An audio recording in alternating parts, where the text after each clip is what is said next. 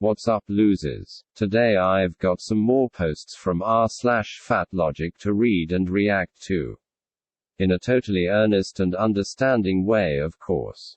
This is episode 49 in the fatlogic series. Which means the next episode will be number 50. Something that I can hardly believe, to tell you the truth. But here we are. Today is still number 49. So I'll put a stop to my rambling. And let's get into it.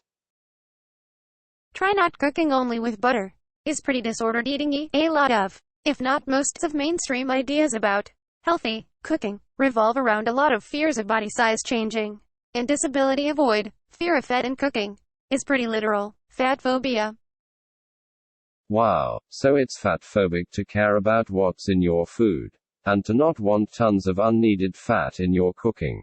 Makes sense. If you're not deliberately doing everything you can to make your food as fattening as possible, you obviously hate fat people. If you wouldn't go to McDonald's and lick the fries clean after a day of use, I don't know what to tell you. You're just a bad person. Seriously though, what point does this post even think it's making? Mainstream ideas of healthy cooking revolve around fear of body size changing. Yeah, no shit. People don't want to get fat because obesity is unhealthy, and one of the best ways to avoid becoming obese is to make sure you're not putting in extra stuff like butter. That does little other than inflate the calorie count of any meal that you include it in. Am I saying that it's totally unacceptable to use butter or oil in your cooking? Obviously not. In some dishes these ingredients might be crucial and really enhance the flavor profile. But in others, their inclusion is a simple matter of unthinking habit. Like, if you have a non-stick frying pan, and it's in anywhere near good condition, you don't need to plonk a huge chunk of butter in it before you cook anything. And getting rid of it will bring the calorie count down by more than you might imagine. Considering the fat acceptance fear-mongering around dieting being bad, because it promotes disordered eating, I had hoped that they might keep quiet on something like this. Because making minor tweaks to your diet, like using less butter in your cooking, seems pretty harmless in this regard. It's not like some of the more out there diet plans like fasting, which, while no doubt suitable for some people, might foreseeably result in someone's eating becoming disordered. Taking butter out of your cooking is pretty much the opposite of this. It's as incremental as it gets. And I genuinely struggle to see how it would lead someone down the path of disordered eating without the presence of other major issues. But that's just not good enough for this poster. Because it sounds eating disordery to them, so I guess that settles it. If even the most minor of efforts to reduce one's calories is too radical, and it's fatphobic to even consider it, I think we've well and truly reached an impasse.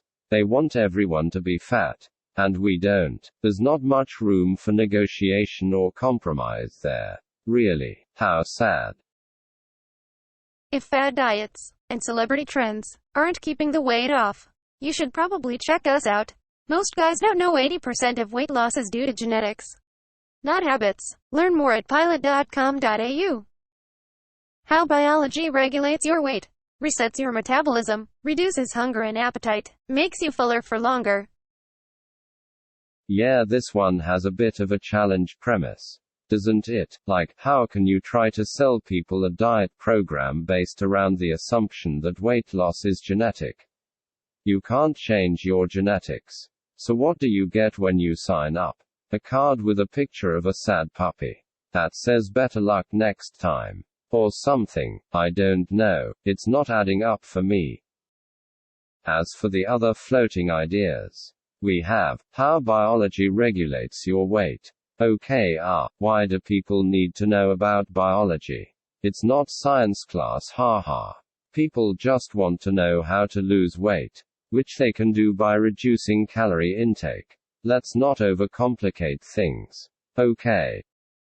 We also have resetting your metabolism. Well, I don't know how you're supposed to do that. When you said that such things are all based on genetics. But I guess you could give it a try. I'm not sure what is meant by resetting your metabolism exactly, but if it means lifting weights or something to speed your metabolism up, I guess that couldn't hurt. I would still be focusing on eating less, first and foremost, though. And finally, we have reducing hunger and appetite, and making you fuller for longer. Which, I have to admit, I never understood as a strategy for weight loss. It just seems so indirect to me, and it shifts responsibility in a way that I don't think is helpful. If you're going to lose weight, there are going to be times when you're a little hungry. That's just something you need to accept. It's not the end of the world. And it's not going to kill you. They say nothing worth doing in life is ever easy. And I think that's a load of rubbish. But in this case it's true. Weight loss isn't easy, if you're somebody with a big appetite. But it is worth doing. And you're never going to get there by looking for loopholes and workarounds. Embrace the challenge. Don't try to hide from it.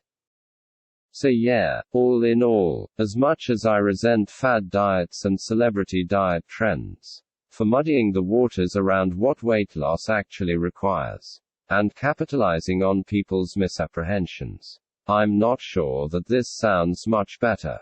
Tossing around a bunch of science-y sounding words like genetics, biology, and metabolism, with minimal elaboration, doesn't reassure me that I'd be in good hands signing up with you.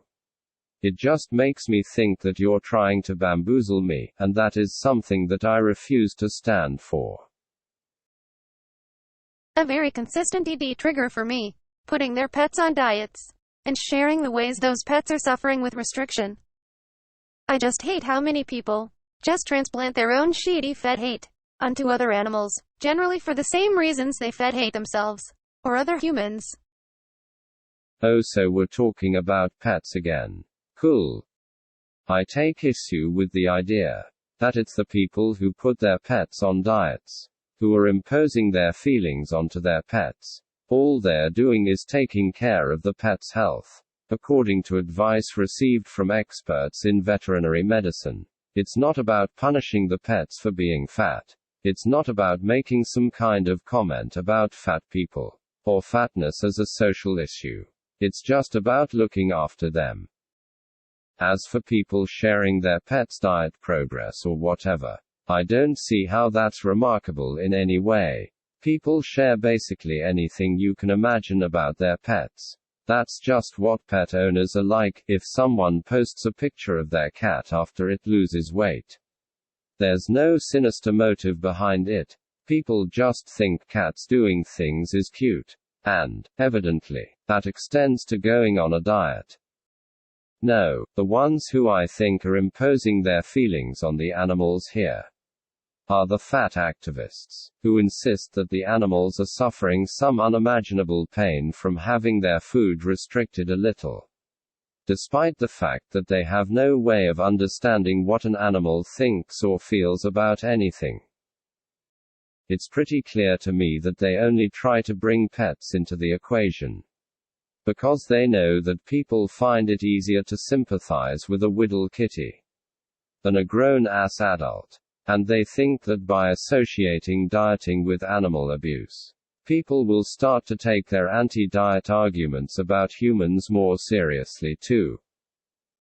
All I can say is, good luck with that. I know people can be dumb sometimes, but I'd like to think that most people are smart enough not to fall for a ploy as obviously manipulative as this.